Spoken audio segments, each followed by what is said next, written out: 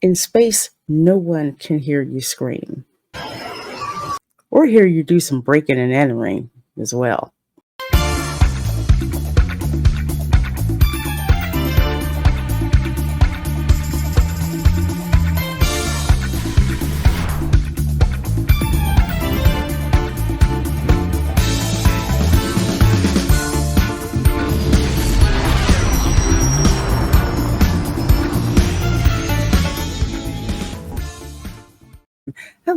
Hello everyone, and welcome to my channel.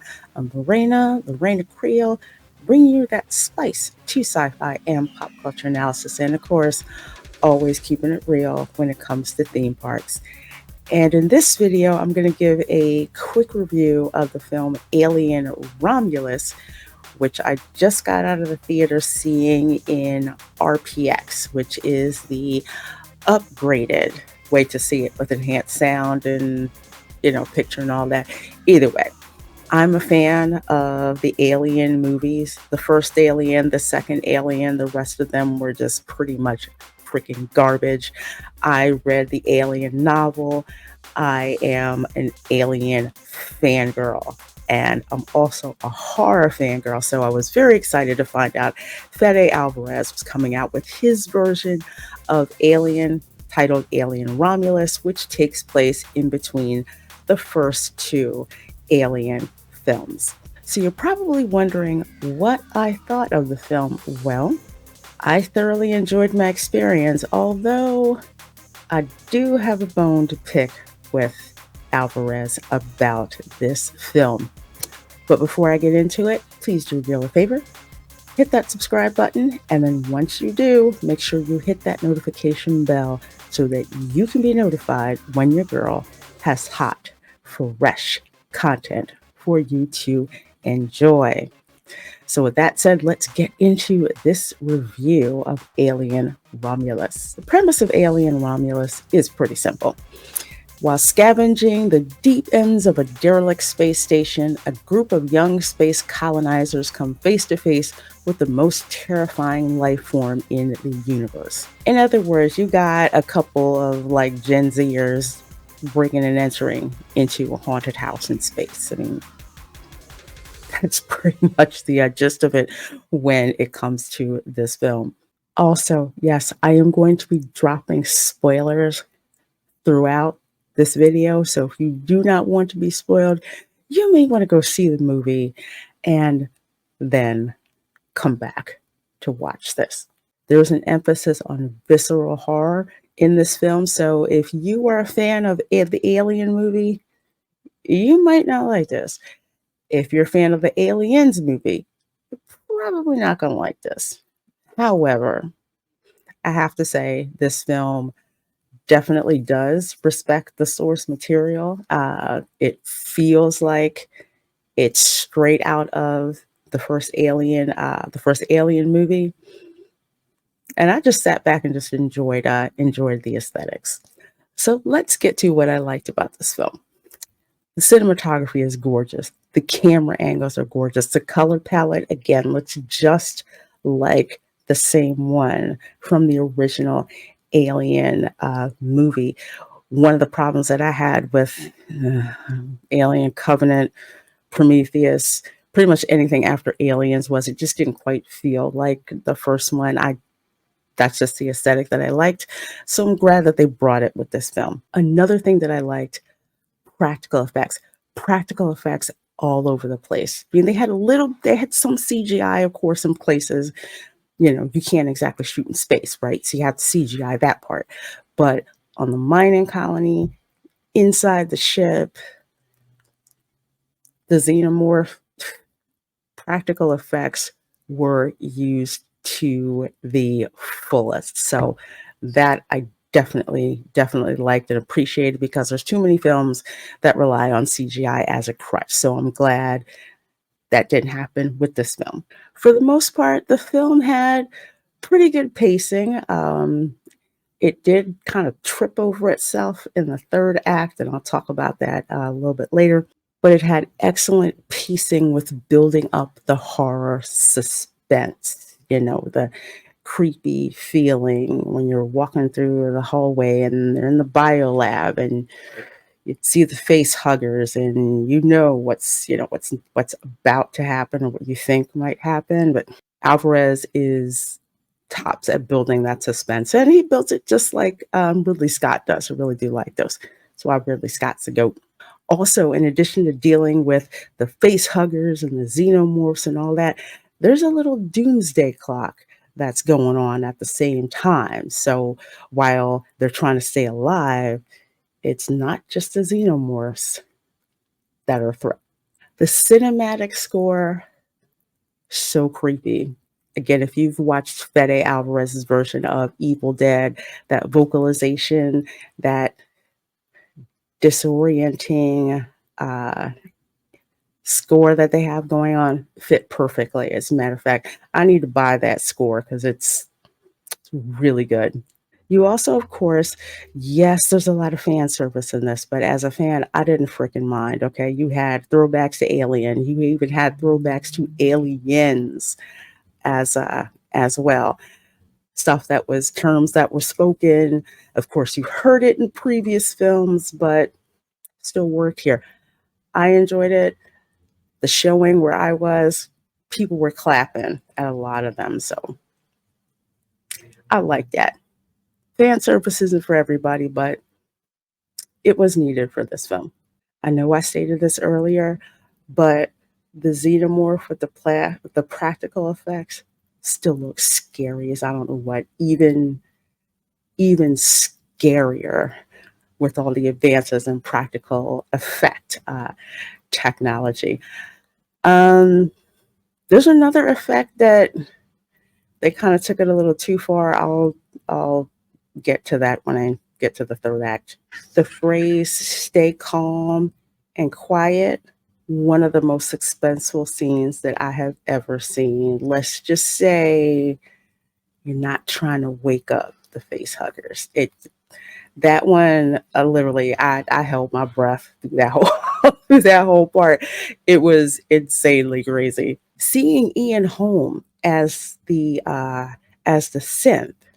Okay, so I think it's like Science Officer Rook or something like that.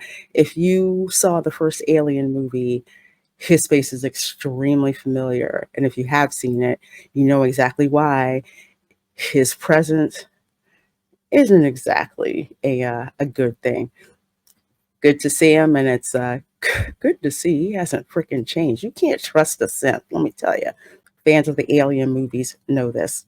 The last thing that I'll say that I liked about this film is that the heroine in the film, okay, she screwed up a lot along the way. She had to earn it. So by the time you had that final girl scene at the end, just like in Alien, great payoff. So I enjoyed that. Also, speaking of the heroine, there's a relationship she had, well, not relationship, let's just say a certain attachment that she has to I guess, a malfunctioning synth.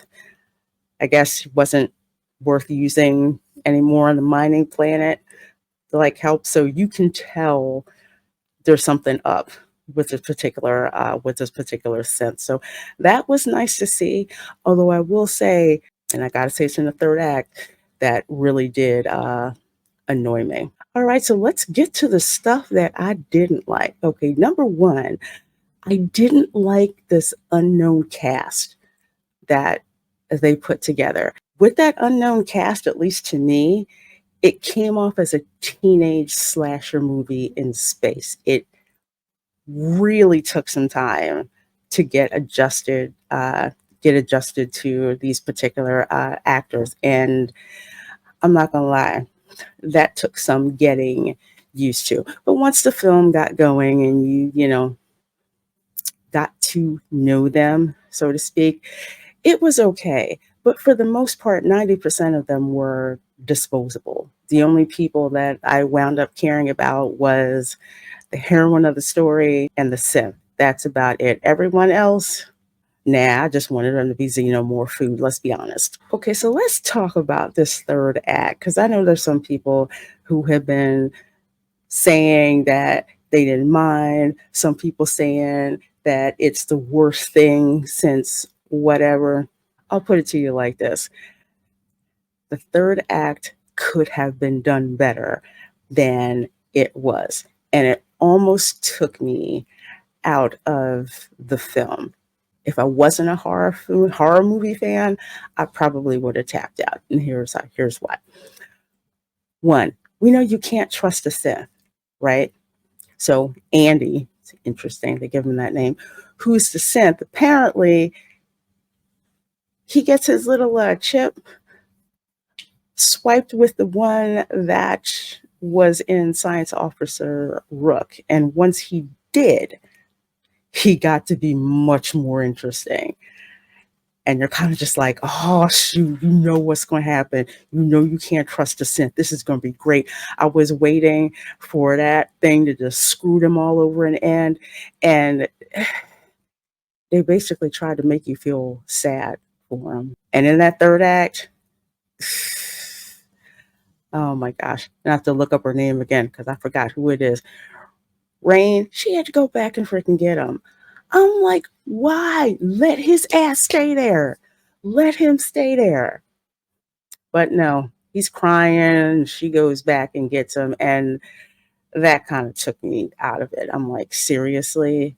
And the scene in the beginning, near the beginning of the film, we'll say like the middle of the film, more like in the second act, where they have to go through the science lab and try to not show any fear with all of those face huggers around. They basically do the same thing again, but in zero G with alien acid and stuff.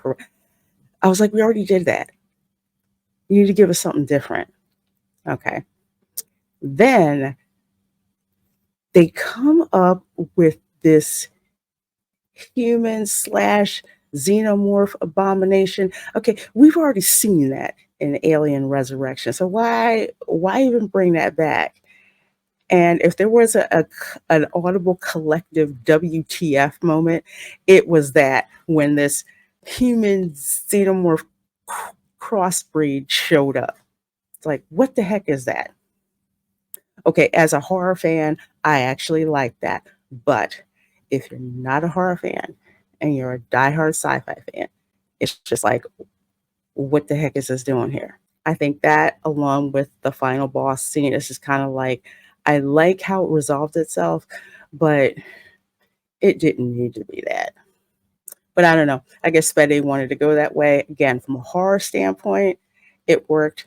From a sci-fi standpoint, not so much. Now, the last thing, which is kind of like a nit, and I don't know if it was my theater or not, but that last scene that you see with Rain out there in space, it seemed like the CGI was off. You know, the one where you saw the rings and the rings of the planet and everything.